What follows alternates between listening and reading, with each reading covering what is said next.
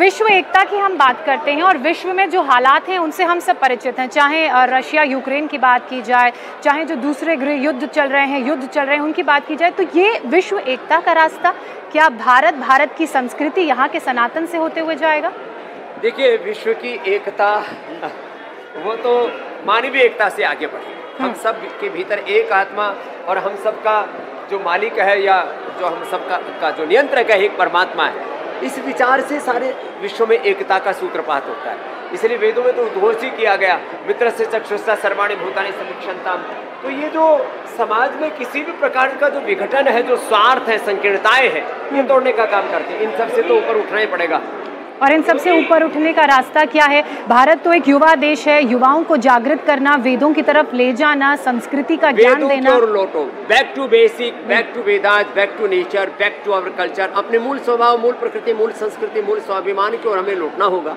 और उसके लिए इंडिया टीवी पर रोज हम 7:56 पर आते हैं। अर्थात योग से जुड़े, अपने सनातन प्रकृति से, संस्कृति से जुड़े, अपने पूर्वजों की विरासत में कितना कुछ हमने पाया है और अपने महान पूर्वजों पर गौरव करके उन्हीं जैसा जीवन चरित्र आचरण बना करके देश और दुनिया के लिए कुछ बड़ा योगदान दे। स्वामी जी, अलग अलग उद्देश्यों की अगर बात होती है आर्य समाज में, तो एक उद्देश्य ये भी है कि अगर हम विश्व कल्याण की बात कर रहे हैं तो उसमें जो आपने कहा, हमें अपने शारीरिक, मानसिक और सामाजिक कल्याण पर भी कहा कि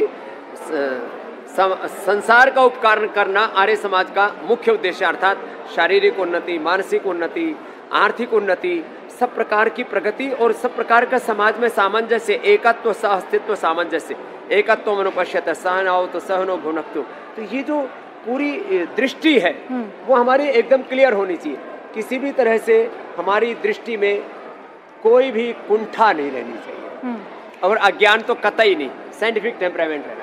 लेकिन शारीरिक और मानसिक विकास के लिए आजकल लोगों को क्या करने की ज़रूरत है? इतनी बीमारियां घर कर रही हैं। कुछ लोग योगाभ्यास देखते हैं, रोज़ सुबह इंडिया टीवी पर सुबह 7:56 पर कार्यक्रम देखते हैं और बहुत तारीफ करते हैं, लेकिन करते नहीं है। बहुत सारे लोग अभी भी ऐसे हैं। अब करेंगे, मजबूरी है। योग नहीं करेंगे तो फिर liver fail, kidney fail, heart fail, brain stroke, cancer, तो सामने जब मौत दिख रही है तब करना ही पड़ेगा और कोई चारा भी नहीं है।